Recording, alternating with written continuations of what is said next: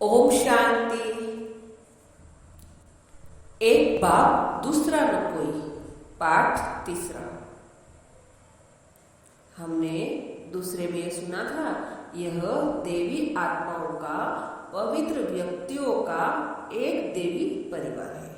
अब पाठ तीसरा। ब्राह्मण शब्द का अर्थ क्या है? श्रेष्ठ और पवित्र जीवन बिताने वाला, श्रेष्ठ कर्म करने वाला, दूसरों का आध्यात्मिक कल्याण करने वाला और ईश्वरीय ज्ञान का अध्ययन करने वाला। कितनी सुंदर और श्रेष्ठ आत्माओं का यह संगम है। ये सब मेरे ही बंधु हैं। समग्र मानव जाति ही मेरा परिवार है। इस बड़े परिवार में यह ब्राह्मण परिवार भी कितना बड़ा है। कुछ लोग एक बात दूसरा न कोई बात पर सोचना शुरू करते हैं तो वे सन्यासी की तरह अलग अलग रह जाते हैं। वे किसी के साथ बात नहीं करते और मौन में रहना आरंभ कर देते हैं। जब आपस में हमारा भाई बहन का रिश्ता रहता है तो हम मुस्कुराकर अपना स्नेह और सम्मान व्यक्त करते हैं। अगर कोई बहुत समय तक अकेला रह जाता है तो उसका परिणाम यह निकलता है कि उसकी मुस्कुराहट ही चली जाती है। उसका चेहरा भले शांत मुद्रा में रहेगा परंतु मन हल्का या खुशनुमा नहीं रहेगा। इसका परिणाम यह होता है कि वह अकेला पड़ जाता है। उसको देखकर उस जैसा दूसरा व्यक्ति भी अकेला ही रहना शुरू कर देता है। धीरे धीरे अकेले रहने वाले आपस में मिलना शुरू करते हैं।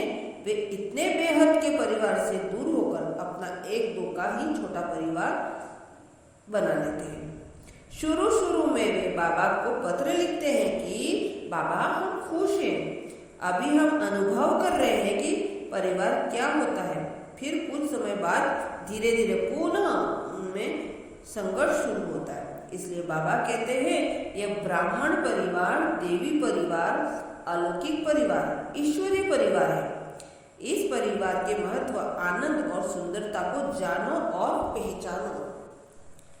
आध्यात्मिक अनुभव को सुनाकर आध्यात्मिक उन्नति में मदद करने वाले, ईश्वरीय सेवा समाचार सुनाकर उमंग उत्साह बढ़ाने वाले और श्रेष्ठ कर्म सिखलाकर श्रेष्ठ आत्मा बनाने में सहयोग करने वाले मित्रों से मित्रता करने के लिए बाबा ने कभी मना नहीं किया।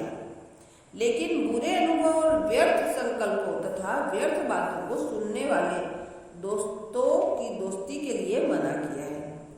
एक बात दूसरा न कोई, इस बात को मैंने जिस प्रकार समझा और अनुभव किया, जो यह है देवी परिवार के साथ दिव्य संबंध में रहना और योग में सिर्फ एक बाप को याद करना ही एक बाप दूसरा न कोई है। अगर एक बाप के सिवाय और कोई नहीं है तो इतना दूर रहकर सफर करने मधुबन आने का क्या मतलब? उनसे मिलने से, उनके अनुभव सुनने से, उनके संग रहने से, उनका स्नेह और पालना पाने से आपको अपनी आध्यात्मिक उन्नति करने में मदद मिलेगी। जीवन में नया उमंग, नई तरंग आएगी।